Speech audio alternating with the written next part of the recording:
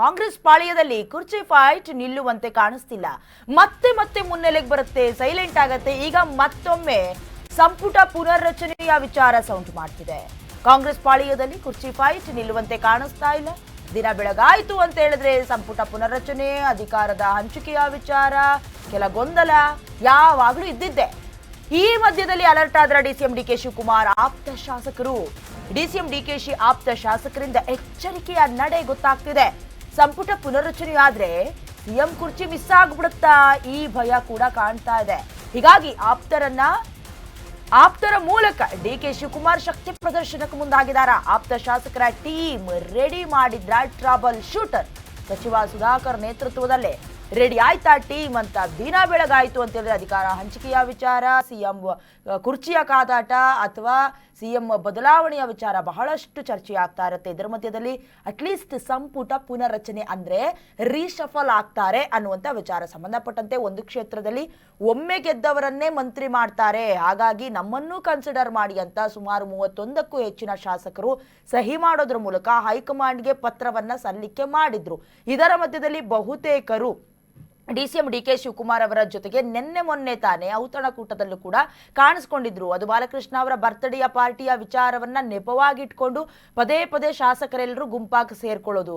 ಅದಾದ ನಂತರದಲ್ಲಿ ಡಿಕೆ ಶಿವಕುಮಾರ್ ಅವ್ರಿಗೊಂದು ಅವಕಾಶ ಕೊಡಬೇಕು, ರಾಜಕೀಯವಾಗಿ ಪಕ್ಷ ನಿಷ್ಠೆ ಹೊಂದಿರುವವರು, ಶಿಸ್ತಿನ ಸಿಪಾಯಿ ಅಂತೆಲ್ಲ ಬಹಳಷ್ಟು ಸಮರ್ಥನೆಯನ್ನ ಮಾಡ್ಕೊಂಡೇ ಬರ್ತಾ ಇದ್ದಾರೆ. ಇದರ ಮಧ್ಯದಲ್ಲಿ ಡಿಸಿಎಂ ಡಿಕೆ ಶಿವಕುಮಾರ್ ಅವರು ಕೂಡ ಬಹಳಷ್ಟು ಲೆಕ್ಕಾಚಾರದಲ್ಲಿದ್ದಾರೆ. ಯಾಕಂತೇಳಿದ್ರೆ ಈ ಹಿಂದೆ ಕೂಡ ಸಮಯಾವಕಾಶವನ್ನ ಕೇಳ್ಕೊಂಡು ಹೈಕಮಾಂಡ್ ಬಳಿ ಹೋದ್ರು, ಬರಿಗೈನಲ್ಲಿ ಬಂದ್ರು ಕೂಡ ಆ ಹಠವನ್ನ ಬಿಟ್ಟಿರ್ಲಿಲ್ಲ. ಯಾಕಂದ್ರೆ ಕಳೆದ ಬಾರಿ ಹೋದ್ರು, ಮೀಟ್ ಮಾಡ್ಕೊಂಡು ಬಂದ್ರು, ನಾನು ಯಾರ ಜೊತೆ ಏನ್ ಮಾತನಾಡಬೇಕು ನಾನು ಮಾತನಾಡಿದೀನಿ ಅನ್ನೋದಾಗಿ ಕೂಡ ಹೇಳಿದ್ರು. ಇಷ್ಟೆಲ್ಲ ಮಧ್ಯದಲ್ಲಿ ಶಾಸಕರು ಕೂಡ ಬಹಳ ಎಚ್ಚರಿಕೆಯ ನಡೆಯನ್ನ ನಡೀತಿದ್ದಾರೆ ಅನ್ನೋದು ಗೊತ್ತಾಗ್ತಾ ಇದೆ. ಅಂದ್ರೆ ಸಂಪುಟ ಪುನರ್ರಚನೆ ಆಗ್ಬಿಟ್ರೆ ಸಿಎಂ ಕುರ್ಚಿ ಮಿಸ್ ಆಗ್ಬಿಡುತ್ತಾ ಅನ್ನೋದು ಒಂದ್ ಕಡೆ ಭಯ. ಹೀಗಾಗಿ ನನ್ನ ಕಡೆ ಶಾಸಕರು ಇದಾರಪ್ಪ, ಹಾಗಾಗಿ ಶಕ್ತಿ ಪ್ರದರ್ಶನ ಆಗ್ತಿರೋದು ಗೊತ್ತಾಗ್ತಾ ಇದೆ. ಸಚಿವ ಸುಧಾಕರ್ ನೇತೃತ್ವದಲ್ಲಿ ರೆಡಿ ಆಗ್ತಿದೆ ಟೀಮ್. ಖಾಸಗಿ ಹೋಟೆಲ್ನಲ್ಲಿ ಶಾಸಕರ ಶಕ್ತಿ ಪ್ರದರ್ಶನ ಆಗಿರೋದು, ಶಾಸಕರ ಶಕ್ತಿ ಪ್ರದರ್ಶನದ ಫೋಟೋ ಎಲ್ಲ ಬಿಡುಗಡೆಯಾಗಿದೆ. ಡಿಕೆ ಆಪ್ತರ ಜೊತೆ ಇನ್ನಷ್ಟು ಶಾಸಕರು ಸೇರ್ಪಡೆಯಾದ್ರ ದಲಿತ ಸಿಎಂ ಕೂಗಿನ ಬೆನ್ನಲ್ಲೇ ಡಿಕೆ ಶಿವಕುಮಾರ್ ಪಡೆ ಅಲರ್ಟ್ ಆದಂತೆ ಕಾಣಿಸ್ತಾ ಇದೆ. ರಾಜ್ಯದಲ್ಲಿ ಒಂದು ಕಡೆ 5 ವರ್ಷ ನಾನೇ ಸಿಎಂ ಆಗಿರ್ತೀನಿ ಅಂತ ಸಿಎಂ ಸಿದ್ದರಾಮಯ್ಯ ಅವರು ಅವಕಾಶ ಸಿಕ್ಕಾಗಲೆಲ್ಲ ಹೇಳ್ತಿದ್ರು. ಈಗ ಒಂದಷ್ಟು ದಿನಗಳ ಕಾಲ ಸೈಲೆಂಟ್ ಆಗಿದ್ದಾರೆ. ಏನಂತಿದ್ದಾರೆ? ಹೈಕಮಾಂಡ್ ನಿರ್ಧಾರವೇ ನಮ್ಮ ಅಂತಿಮ ನಿರ್ಧಾರ ಅನ್ನೋದಾಗಿ ಹೇಳ್ತಿದ್ದಾರೆ. ಇದರ ಮಧ್ಯದಲ್ಲಿ ಡಿಸಿಎಂ ಡಿಕೆ ಶಿವಕುಮಾರ್ 4 ಗೋಡೆಗಳ ಮಧ್ಯೆ ಮಾತನಾಡಿದಂತ ಮಾತನ್ನ ಬಹಿರಂಗವಾಗಿ ಮಾಧ್ಯಮದ ಮುಂದೆ ಚರ್ಚೆ ಮಾಡೋದಕ್ಕೆ ಆಗೋದಿಲ್ಲ ಅನ್ನುವಂತ ಹೇಳಿಕೆಯನ್ನು ಕೊಡ್ತಾ ಇದ್ರು.